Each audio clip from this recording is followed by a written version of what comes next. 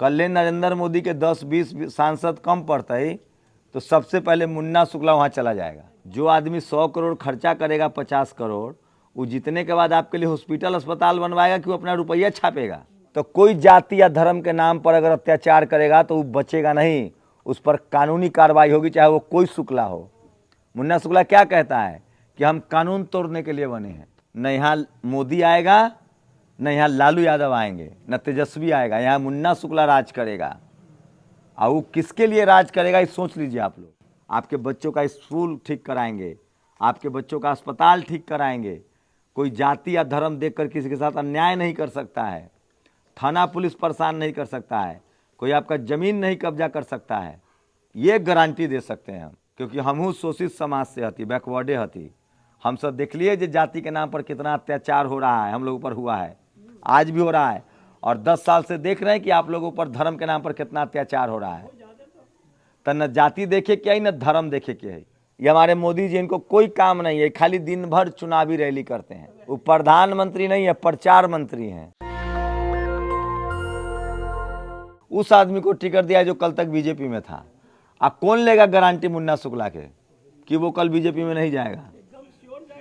अभी आरजेडी का विधायक आनंद मोहन जी का बेटा कहाँ चला गया? तुरंत जब जरूरत पड़ी तो कहाँ चले गए?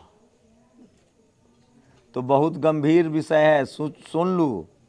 कल नरेंद्र मोदी के 10-20 सांसद कम पड़ते तो सबसे पहले मुन्ना शुक्ला वहाँ चला जाएगा। एक बात बताऊ, जी इतना पैसा खर्चा कर रही है, 100 गो गाड़ी चल रही है, हर गांव में रुपया बटा रही है, तो कि उनका पैसा के पेड़ लागल है? जो आदमी 100 करोड़ खर्चा करेगा, 50 करोड़, वो जीतने के बाद आपके लिए हॉस्पिटल अस्पताल बनवाएगा कि वो अपना रुपया छापेगा? अच्छा बताइए, 15 दिन या 20 दिन, 25 दिन चुनाव के बचल है, 15 दिन, वो हमारा रोज मासे मुर्गा भात खिला देते आ 10-10 रुपये दे देते, मान ले ली, तो उसे जीवन चल जाते। अगर वही आदमी पैसा न बांट के अस्पताल ठीक करवा देते रह बच्चा के, बुजुर्ग के, तो लाख रुपया साल में खर्चा हो नहीं इलाज पर। अब भागते हैं ना मुजफ्फरपुर, लालगंज, हाजीपुरा, पटना, वो तो बच जाता।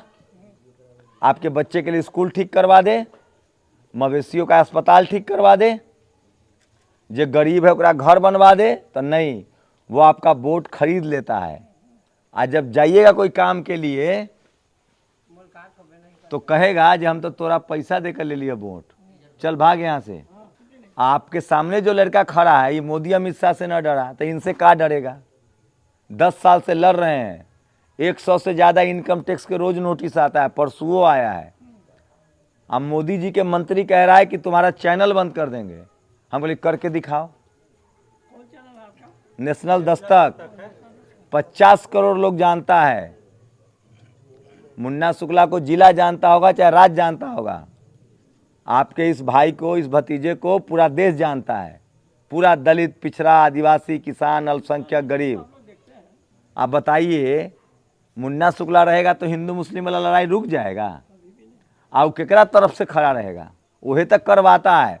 हमको वोट दीजिएगा तो कोई जाति या धर्म के नाम पर अगर अत्याचार करेगा तो वो बचेगा नहीं, उस पर कानूनी कार्रवाई होगी, चाहे वो कोई शुक्ला हो।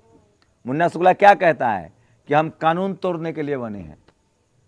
आप उसको वोट दे के संसद बना दिया तो सही में कानून तोड़ेगा। 5 साल पर एक बार मौका मिलता है। न यहाँ मोदी आएगा, न यहाँ लालू यादव आएंगे, न तेजस्वी आएगा, यहाँ मुन्ना शुक्ला राज करेगा। और वो किसके लिए राज करेगा ये सोच लीजिए आप लोग। किसका भला करेगा? कौन उसके जब सांसद बन जाएगा तो कौन ठेकेदारी करेगा? कौन राशन के दुकान चलाइहन? उनकरे लोग ना। तो खाली हम सब मुस्लिम, दलित खाली ताली बजावेला आती आ वोट देवेला। हम चुनावे लड़ेला दिल्ली से अली है कि अगर यहाँ कोई मुसलमान के, कोई दलित के, चाहे कोई पिछड़ा के, कोई गरीब के टिकट मिलता तो हम नहीं आते लड़ने। हम अपना काम में खुश थे। लेकिन जब हमको लगा कि हमारे ज़िला में 75 साल से एक ही तरह के आदमी चुनाव जीत रहा है तो लड़ना चाहिए, बोलना चाहिए। एकदम डर है, यहाँ कोई बोलना नहीं चाहता है। एगो जो मैडम है उनका तो, उनके बारे में तो कोई नाम ही नहीं ले रहा है, उनका तो छोड़ ही दीजिए, वो तो गूंगी गुड़िया है। लेकिन ज़्यादा खतरनाक ही है। तो दुनिया में कतनो बुर्बक आदमी होइ छै ना, उ सांप के दूध न पिलबै छै, जे काट ले।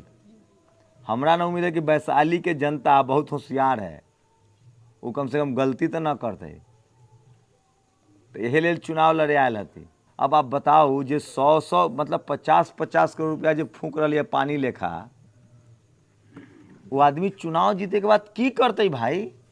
वो जनता के काम करते कि अपन जो खर्चा करके वो निकालते? वो तो ब्याज समेत निकालते। आपका बच्चा मजदूरी कर रहा है, मजदूरी करेगा, दिल्ली बम्बे घूमता रहेगा। जो बच्चा पढ़ लिख रहा है उसके लिए कोई इंतजाम नहीं है। हम चुनाव जीतेंगे तो राशन का दुकान ठीक करवाएंगे। बच्चा जो बाहर पढ़ता है उसके साथ कोई बदसलूकी नहीं हो सकती है। एक सांसद चाहे तो कोई हमारे यहाँ का आदमी दिल्ली बम्बे या कलकत्ता या दुनिया के कहीं जाके काम करता है, उसकी सलामती की जिम्मेदारी उस सांसद की है कि वो अगर कोई मुसीबत होती है तो वो मदद करे। जा पाइएगा मुन्ना शुक्ला के यहाँ, बीना देवी के यहाँ? तो पार्टी कोनो के टिकट, हमारा लालू जी से कोई विरोध ना है, वो अच्छा आदमी है, लड़ते हैं बीजेपी से। हमारा विरोध है मुन्ना शुक्ला से, जो यहाँ का कैंडिडेट है। तो सोच समझ के वोट दीजिए। 5 साल बाद मौका मिला है, 5 साल बाद अगला बार मिलेगा कि नहीं इसकी गारंटी नहीं है, लेकिन इसकी गारंटी है कि कल मोदी जी के 2-4-10 गो सीट के कम पड़ेगा तो शुक्ला जी न रुकियन इन्हें, वो सीधे कहाँ जाइहन? मोदी मोदी मोदी। तो आप लोग समझदार हैं, तय कर लीजिए।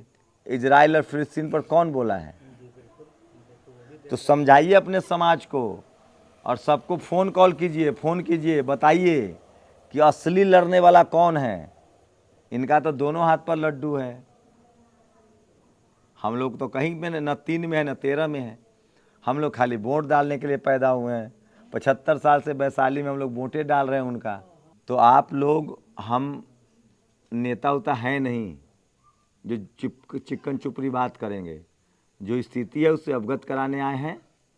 आप लोग समझदार हैं, तय कीजिए कि क्या करना है।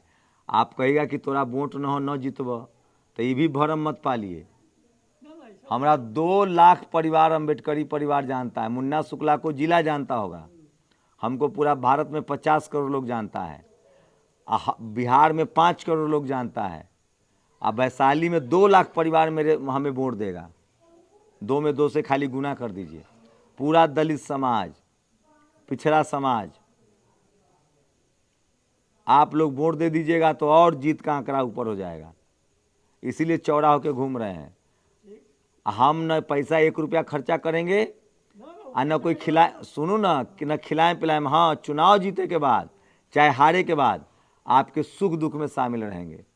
आपके बच्चों का स्कूल ठीक कराएंगे, आपके बच्चों का अस्पताल ठीक कराएंगे। कोई जाति या धर्म देखकर किसी के साथ अन्याय नहीं कर सकता है। थाना पुलिस परेशान नहीं कर सकता है। कोई आपका ज़मीन नहीं कब्जा कर सकता है। ये गारंटी दे सकते हैं हम। कोई गरीब है उसका घर बनेगा, ज़मीन नहीं है तो उसको ज़मीन मिलेगी सरकारी। और धर्म देखकर, जाति देखकर कोई अन्याय नहीं कर सकता है, क्योंकि हमहू शोषित समाज से हती, बैकवर्डे हती। हम सब देख लिए जो जाति के नाम पर कितना अत्याचार हो रहा है, हम लोगों पर हुआ है, आज भी हो रहा है। और 10 साल से देख रहे हैं कि आप लोगों पर धर्म के नाम पर कितना अत्याचार हो रहा है। तो न जाति देखे क्या ही न धर्म देखे क्या है। तो आपकी जिम्मेदारी कि आप अपने समाज को बताइए कि लड़का किस मिट्टी का बना है। हम बराबरी की लड़ाई लड़ रहे हैं।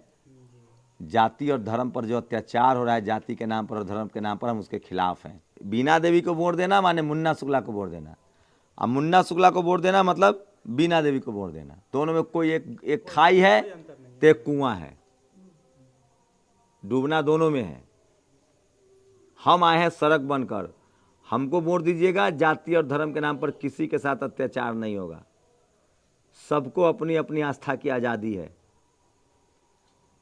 जे चाहे पूजा करे, जे चाहे नमाज करे, कौन रोकने वाला था? भारत का संविधान कहता है कि सब बराबर का नागरिक हैं हम लोग। हम सबका बराबर का अधिकार है इस मिट्टी पर, और हम सब का ही देश है। कोई जाति और धर्म के नाम पर अत्याचार नहीं कर सकता है। हम लड़ रहे हैं उसके खिलाफ 10 साल से, नहीं भी वोट दीजिएगा तो ये लड़ते ही रहेंगे, हमारा काम है वो। सेना में अगर शामिल होंगे, सेना में जाएंगे तो लड़ाई के समय भाग नहीं ना जाएंगे, भाग जाएंगे? तो वह पत्रकार हैं, गलत के खिलाफ लड़ते ना रहेंगे। एहले लाए चुनाव लड़ने की, यहाँ दोनों इसने हैं। और आप लोगों को मेरी बात ठीक लगी हो, जायज लगी हो, तो अपने अपने नाते रिश्तेदार में फोन कीजिए या कहिए कि हाथी छाप को वोट दो। अगर हाथी छाप से नहीं चुनाव लड़ते तो ये लोग पर्चा रद्द करवा देता मेरा, क्योंकि पता है मुझे लोग कितना पसंद करते हैं। कल 13 लोगों का पर्चा रद्द हो गया, जितने मुस्लिम कैंडिडेट थे सबका पर्चा रद्द हो गया। अब बताइए मुसलमान के पर्चा रद्द हो से केकरा फायदा है?